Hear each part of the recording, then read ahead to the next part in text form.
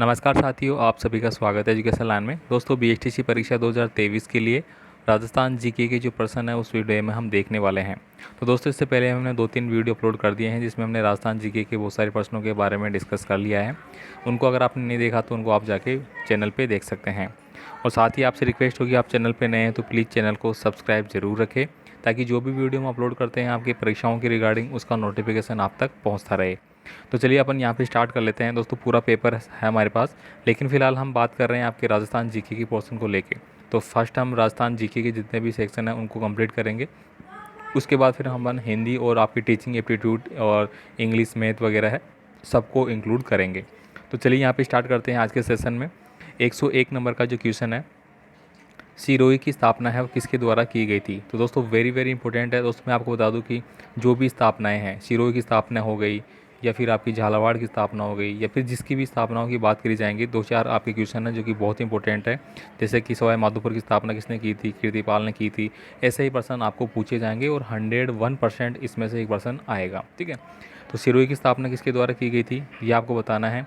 तो यहाँ पे 4 ऑप्शन आपको दिए गए हैं। लुम्बाराम हो जाएगा, सहसमल हो जाएगा, देवाड़ा, कीर्तिपाल। ठीक है, तो यहाँ पे ऑप्शन नंबर बी आपका करेक्ट आंसर है। नेक्स्ट देखिए, महाराज जसवंत सिंह प्रथम के प्रसिद्ध अलंकार ग्रंथ का नाम है वो आपको बताना है।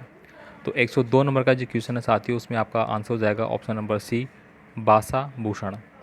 नेक्स्ट देखिए, 1857 की क्रांति के समय अलवर के जो शासक है वो कौन थे।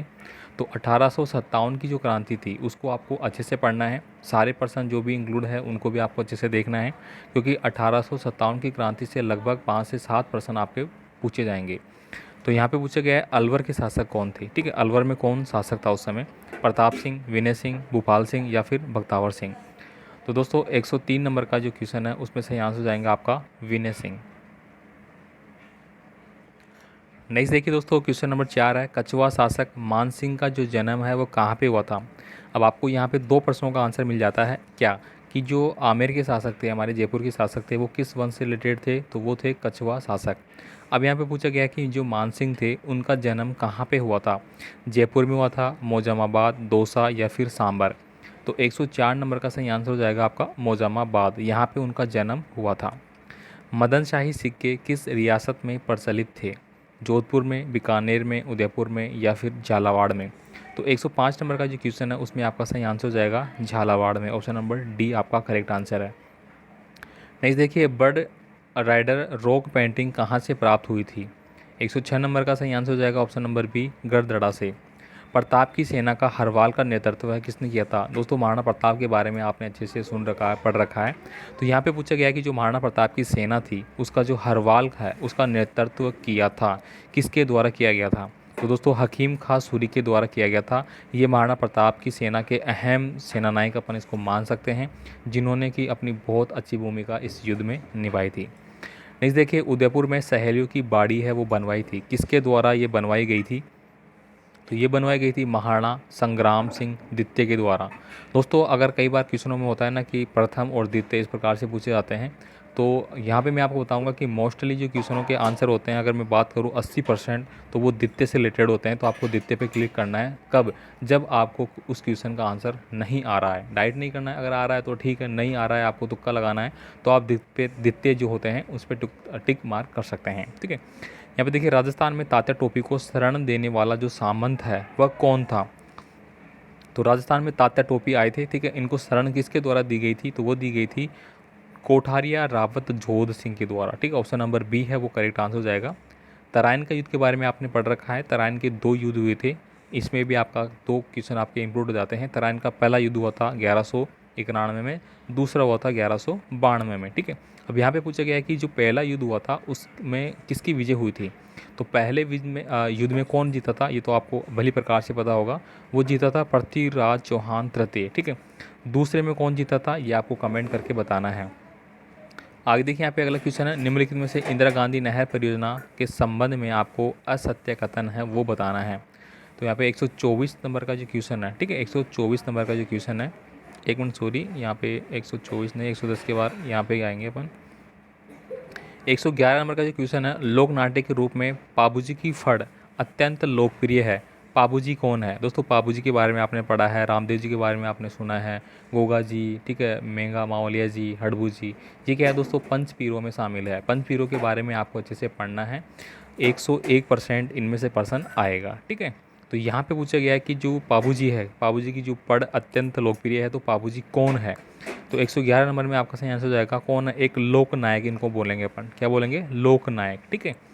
भूरिया बाबा आराध्य देवता है। दोस्तों भूरिया बाबा किसके आराध्य देवता है, ये आपको बताना है। गोडवाड़ के, मीणाओं के, राठौड़ों के, अजमेर के, चौहानों के, या उदयपुर के, सिसोदिया के।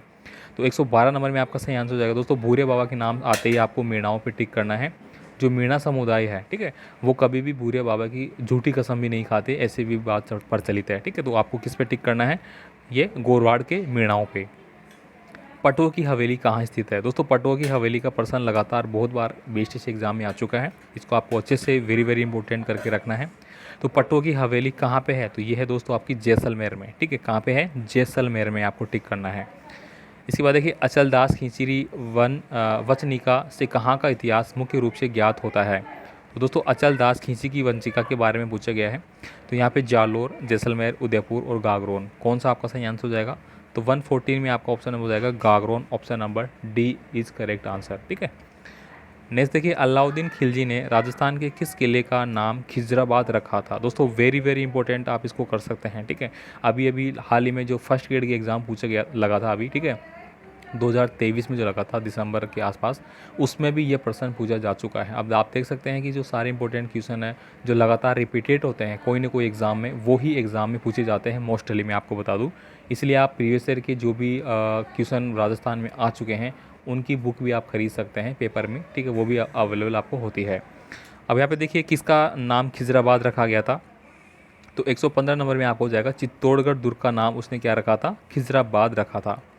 लोक देवियाँ और उनके मंदिरों से संबंधित कौन सा स्थान असत्य है, ये आपको बताना है। सत्य सत्य वाला क्वेश्चन आपको 100% पूछा जाता है। तो यहाँ पे देखिए,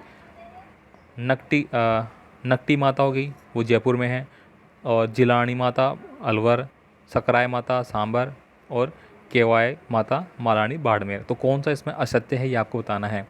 तो 116 में दोस्तों ऑप्शन नंबर सी है, वो क्या हो जाएगा आपका? असत्य हो जाएगा। सकराय माता सांबर जयपुर में, ये यहाँ पे नहीं है, ठीक है।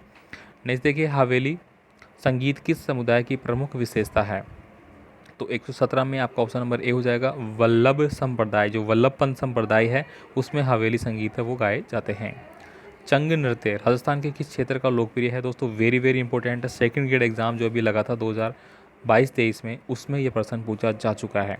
तो चंग दोस्तों क्या होता है? चंग तो आपने सुना होगा, ढोल मंजीरा, चंग बाजेरे, इस प्रकार का, ठीक है। तो ये लोक नृत्य कहाँ का, किस क्षेत्र का है? तो 118 में ऑप्शन नंबर बी हो जाएगा, शेखावटी क्षेत्र। शेखावटी क्षेत्र में आपके झुंझुनू वगैरह ये आते हैं, सिक्कर वगैरह, यहाँ का ये प्रसिद्ध है, ठीक है। चित्रकला में किशनगढ़ शैली की बनी ठनी प्रिय जो शैली है वो किसके द्वारा बनाई गई थी? वेरी वेरी इंपॉर्टेंट है, वेरी वेरी इंपॉर्टेंट है, लगातार रिपीटेड क्वेश्चन है, हर बार ये रिपीटेड रहता है, ठीक है। तो 119 में जो आपका आंसर हो जाएगा ऑप्शन नंबर बी हो जाएगा, नागरी दास की रचना है। ये किसकी है? ऑप्शन नंबर बी पे आप टिक करेंगे, नागरी दास की रचना है।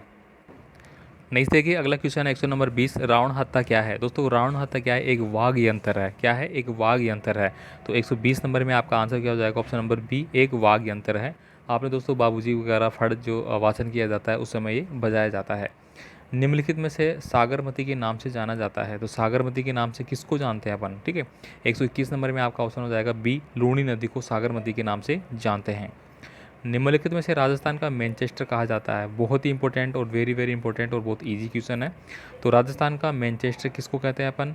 किसको कहते हैं? भीलवाड़ा को। मैनचेस्टर किसको बोलते हैं? वस्त्र नगरी को बोलते हैं, और भीलवाड़ा इसके लिए इंपॉर्टेंट है। जनगणना 2011 के अनुसार राजस्थान में पुरुष साक्षरता दर है वो कितनी है? 2011 के अकॉर्डिंग आपको पूछा जाएगा, ध्यान रखना, ठीक है। तो 2011 के अकॉर्डिंग हम बात करें राजस्थान में पुरुष साक्षरता दर, तो वो कितनी है? तो वो है हमारी 79.2%। Option number B is correct answer. इसके बाद देखिए, राष्ट्रीय आयुष मिशन कार्यालय की स्थापना राजस्थान में कहाँ पे की गई थी? तो इसका सही आंसर सीधा सीधा आप टिक करेंगे, कहाँ पे? टोंक में की गई थी, टोंक। भामासा कार्ड की जगह कौन सा कार्ड प्रारंभ किया गया है? ये तो आप सभी जानते हैं कि जो पहले भामासा कार्ड चलता था वसुंधरा राजे सरकार की ओर से चल रहा था, ठीक है। अभी जो कौन सा कार्ड है इसके बदले में नया नाम दे दिया गया है, तो ये हो जाएगा आपका जन तो कौन सा जाएगा जन आधार कार्ड जिसको अपन बोलते हैं फ़िलहाल में, तो उसका क्या नाम है, सही नाम क्या हो जाएगा। तो 137 नंबर का 137 नंबर का जो क्वेश्चन है साथियों, इसमें आपका ऑप्शन नंबर सी हो जाएगा, राजस्थान जन आधार कार्ड योजना। ठीक है, यहाँ पे दोस्तों फिर से हमने थोड़ा सा मिस कर दिया है। ठीक है, अपने को यहाँ पे 123 के यहाँ चलना था। ठीक है, 124 पे। ठीक है, तो 124 नंबर का देखिए, निम्नलिखित में से इंदिरा गांधी नहर योजना के संबंध में कौन सा है, ये हमने कर लिया है।